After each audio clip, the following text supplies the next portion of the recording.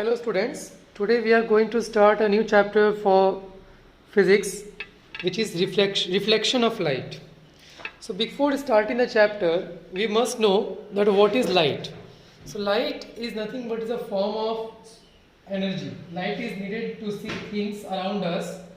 We are able to see the beautiful world around us because of light.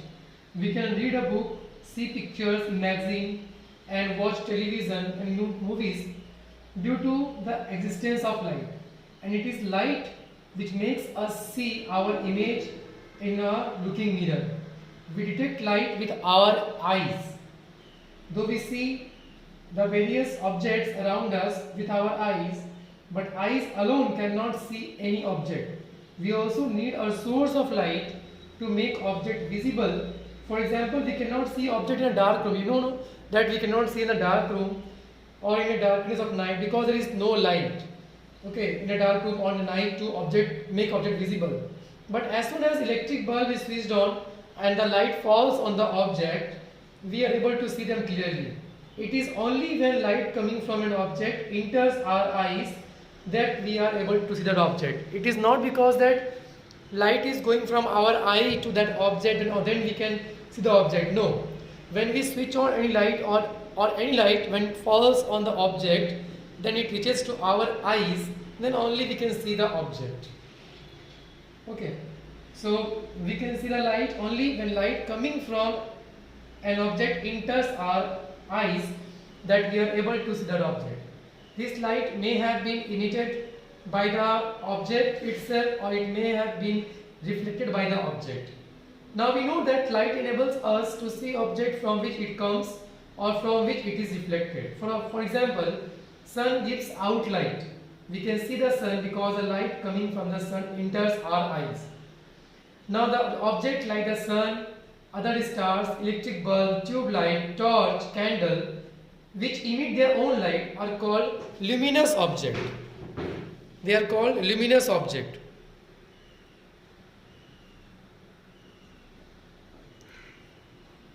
The object which emits the light of their own are called luminous object. We can see the luminous object due to their own light, due to light emitted by them. Though luminous objects are very small in number, but they help us to see a large variety of non-luminous objects around us. The objects like a flower, a chair or a table do not have light of their own, but even then we are able to see them. This can be explained further. Suppose one object is kept here. So this is the box, it is kept here. Now you want to see the object, and how we can see the object? We can see the object, this object only when the light coming from this object enters our eyes. Suppose one source of light is there. Suppose it is kept in the open space and sunlight is there. The light of sun is coming to that object and then it comes to our eyes. Then only we can see the object. It is not like this is a non-luminous object which is not having light of its own. So for that non-luminous object, how we can see that object? Light is coming from any luminous source. It is the light is being striken on that surface and then it is coming to the eyes of the person who want to see it. So now we have that. Now we know that how we can see different objects which is non-luminous, and we know that non-luminous are those light which do not emit light themselves, but they reflect, but only reflect the scattered light or light which falls on them. So the substance or the objects which does not have the light of their own is known as non-luminous objects. Okay, so this is also clear. After that we will study about nature of light. We are having a brief introduction of this chapter, nature of light. There are two theories about the nature of light. Some says that wave theory and some scientist goes for particle theory of light. That in that much deep you will study in class 12, but I will just try to give you a small kind of introduction of that what they want to say. According to wave theory, both the nature of light is acceptable, and according to wave theory, light consists of electromagnetic waves, which does not require any material medium like solid, liquid and gas for their propagation. They can propagate without any medium, they can propagate in vacuum also. The wavelength of visible light wave is small, very small. The speed of light is very high, and according to particle theory, light is composed of particles which travel in a straight line at a very high speed. The elementary particle that define light is called photon.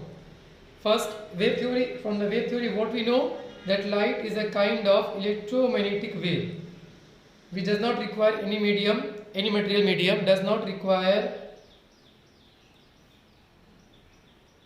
any material medium to pass through it, to propagate. Okay, and the speed of light is very high. The wavelength is small and the speed of light is very high, which is 3 to the power 10 meter per second. And according to particle theory,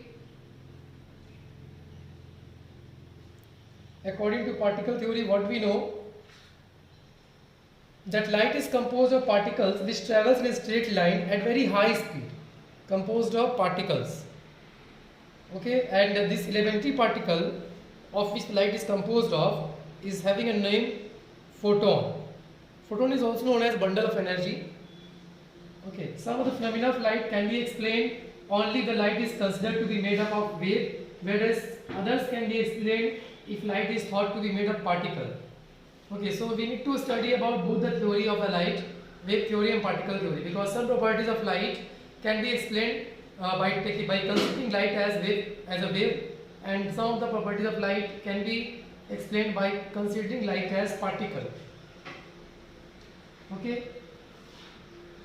For example, if I take the phenomena of diffraction, which is bending of light around the corners of the tiny objects, interference and polarization can only be explained if it is of wave theory.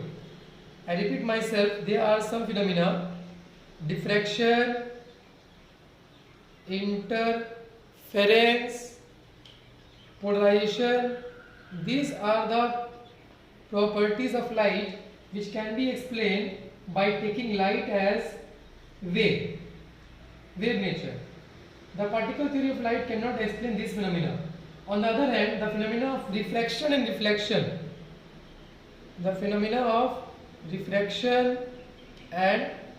reflection, and casting of shadows of objects by light can be explained only if light is thought to be made up of particles. Wave theory of light cannot explain this phenomena. Thus, there is evidence for wave nature of light as well as for particle nature of light. So, we need to study about both the properties. Physics experiments over the past 100 years also have demonstrated that light has a dual nature. Light has a dual nature means light exhibits the property of both waves and particles depending on the situation it is in. Okay, and the modern theory of light, called quantum theory of light, combines both the waves and particles model. So now the scientists have considered that light is having a dual nature of light.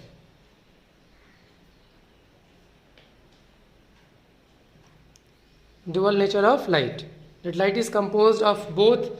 Light is having both the properties of wave and particles also. And keeping this dual nature of light, we can say that scientists have one new theory, which is quantum theory of light.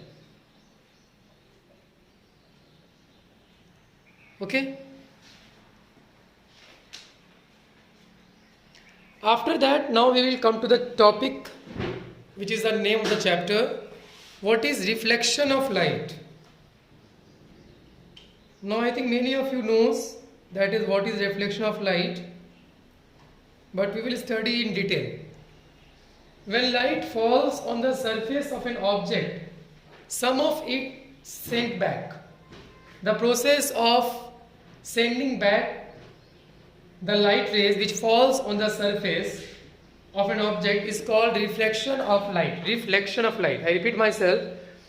The process of sending back light rays which falls on the object is called reflection of light. Or at some places they write like this: the process of bending back of light in the same medium is called reflection of light. So here we can say that the process of sending back the light rays which falls on the surface of an object is called reflection of light. Now the reflection of light we can show with the help of a figure.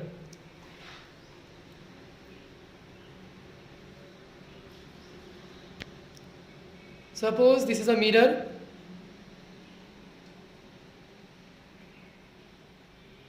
This is a mirror. Light is coming. Light falls on the mirror. It strikes at the point O, and light is being sent back. So we can say that light is reflected by the mirror. So here you can see the reflection of light is shown in figure, where a beam of light falls on the mirror at the point O. It is sent back by the mirror in another direction, and we say that the mirror has reflected the beam of light falling on it. Now we can compare the reflection of light to the bouncing back of the tennis ball also. We know it comes and it is going like this. A tennis ball on a hitting wall. For example, if we throw a tennis ball at a wall, it bounces back. This means that the wall sends it back. Similarly, when light falls on the surface of an object, the object sends the light back, and we say that the object reflects the light. Most of the object reflects light which falls on them.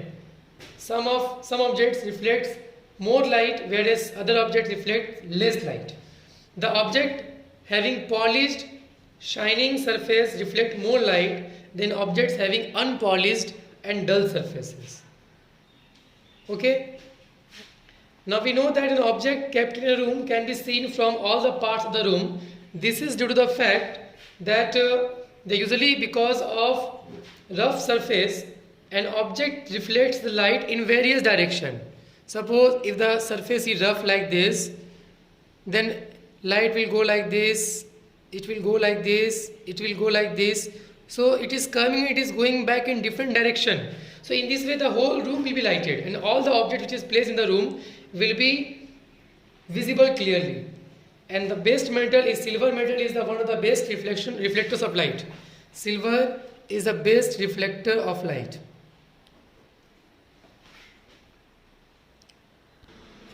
For example, a polished block of silver metal reflects almost all the light falling on it, and it does not transmit any light through it. But the surface of silver metal is easily scratched and soon becomes rough. So ordinary mirrors are made by depositing a thin layer of silver metal on the back side of the plain glass sheet. The silver layer is then protected by a coat of red paint. The reflection of light in a mirror takes place at the silver surface in it. You might have noticed the back of some mirror. It is painted with little bit reddish kind of color, but inside that it is silver polish. To protect the silver polish from scratches and to stop it from becoming rough, we need to polish it with a paint which is you can see at the back of the mirror. Okay. Now we will study about reflection of light from plane surfaces, and we say plane mirror.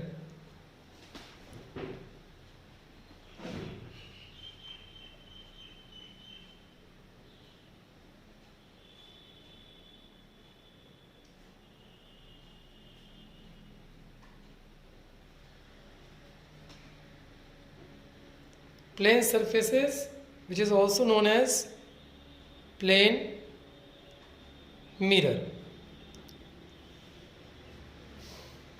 What we know, when a ray of light falls on a plane mirror, it is reflected according to some laws called the reflection of light. In order to understand the laws of reflection, some terms are there that we need to understand first. If we understand those terms, then we can simply understand what are the laws of reflection. So better that we start from the beginning. What is reflection? Suppose this is a plane mirror. Plane mirror is always shown like this. If a ray falls on any object and it returns back after striking the surface, then we say that reflection is taking place. Now the ray of light which falls on the mirror or which falls on the surface is called incident ray.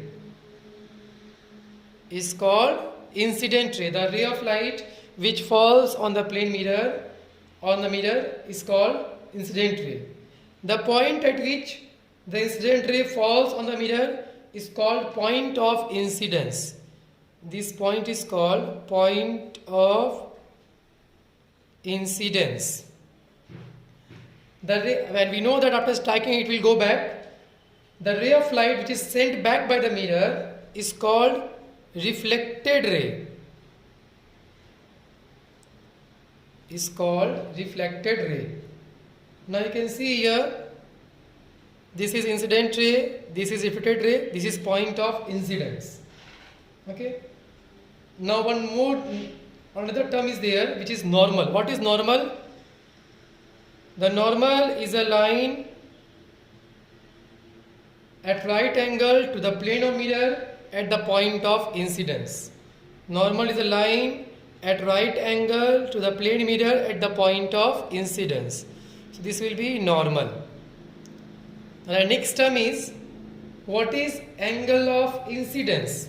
The angle made by the incident ray with the normal is called angle of incidence, not with the surface. Suppose if it is given 30, then the angle of incidence will be 60. If it is given 20, then the angle of incidence will be 70. Okay, because the angle of incidence is the angle made by the incident ray with the normal. Similarly, the angle made by the reflected ray with the normal is known as angle of reflection. This is known as angle of incidence. The angle made by the incident ray with the normal is known as angle of incidence. The angle made by the reflected ray with the normal is known as angle of reflection. And the arrow is very must. You must show the arrow that it is showing that this is coming and this is going back. This is incident ray, this is reflected ray. This is angle of incidence, this is angle of reflection. This is normal. Okay, the normal is what? Normal is a perpendicular drawn on the mirror at the point of incidence. I repeat myself from the beginning. The bouncing back of light on the same medium is called, from a surface, is called reflection of light, or we can say the process of sending back of the light rays which falls on the surface of an object is called reflection of light. The ray of light which falls on the surface is called incident ray. The point at which the incident ray falls on the surface is called point of incidence. The ray of light which is sent back by the mirror is called reflected ray. The normal in a line at right angle to the surface at the point of incidence is called normal. The angle of incidence is the angle made by the incident ray with the normal. The angle of reflection is the angle made by the reflected ray with the normal. These are the some very important topics or very important parts related with the reflection of light. After knowing this term, now we can study about laws of reflection. There are two laws of reflection. We are going to study about laws of reflection of light. First law of reflection is that the incident ray, the reflected ray,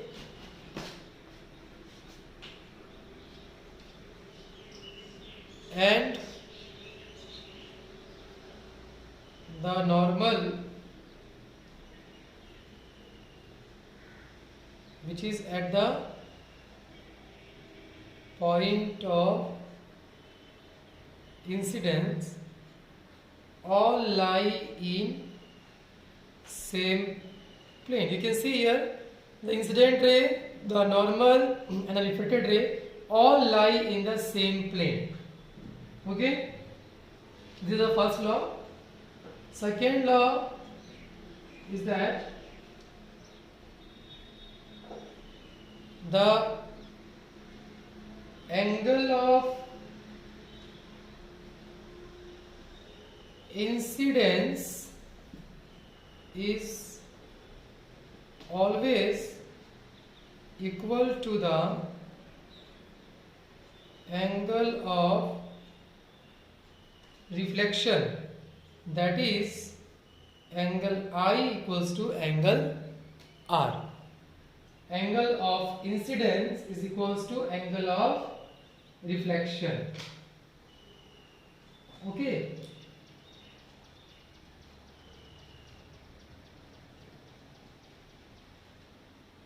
So if a ray of light is coming and being incident at an angle of 35 degree with the normal, it will reflect back with the 35 degree with the normal. That is, angle of incidence is always equal to angle of reflection.